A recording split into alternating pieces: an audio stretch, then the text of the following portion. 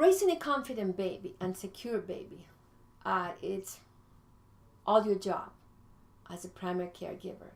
The baby has no input at that initial level.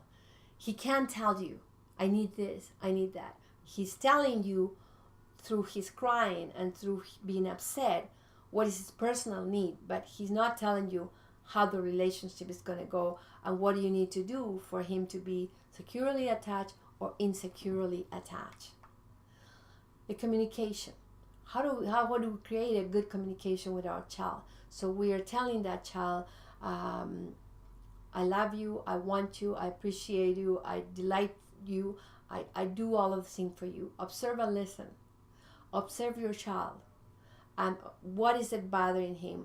Is he ready to communicate with you? Is he locking his side with your side? Respect the necessities of a baby. There's not such a thing that a baby is going to be spoiled. Not at the beginning of his life. Eventually you will need some rules. Eventually you will need to create some boundaries, but not at the beginning of his life.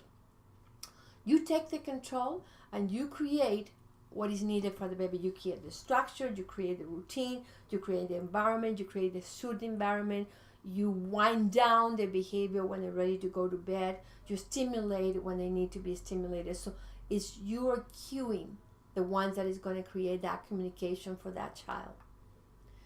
I want you to look at this graphic, what's called the circle of security.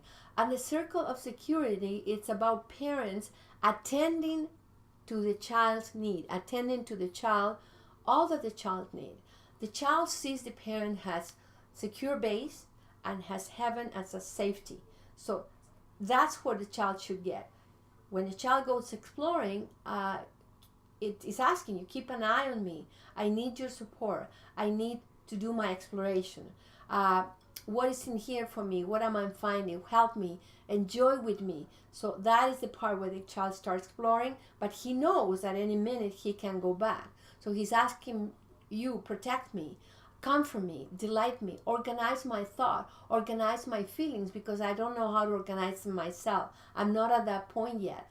So always you have to be bigger than your child, stronger than your child, wiser than your child, and be more mindful and be really part of that decision-making process that the child needs. And follow the child's leads and allow the child to take the initiative to do something, but you take charge, you take the control. So learning how to read your child will allow that circle of security to work on his exploratory initially. And if sometimes that security is not there, or you're not very well at reading, you always can repair right away the minute that you have. So mom and dad, when I get upset, I might not be able to be with you, I might not be able to be present. So I start thinking and I start, I want you to take charge, but I'll do it later.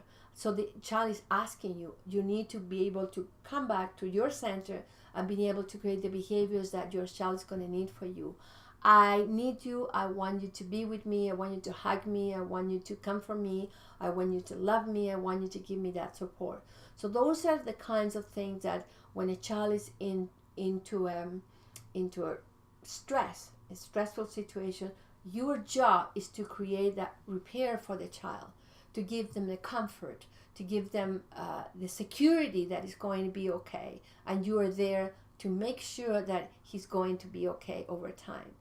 So you really need to understand how the circle of repair goes along with the circle of security on a child's day-to-day life. You will know when your child is ready to explore on his own, but there are many, many times that you can't do that. You can't allow a child to go away, not seeing you, not being part of it, until he feels secure enough to be able to explore the world and knowing that eventually he'll find you at a later time.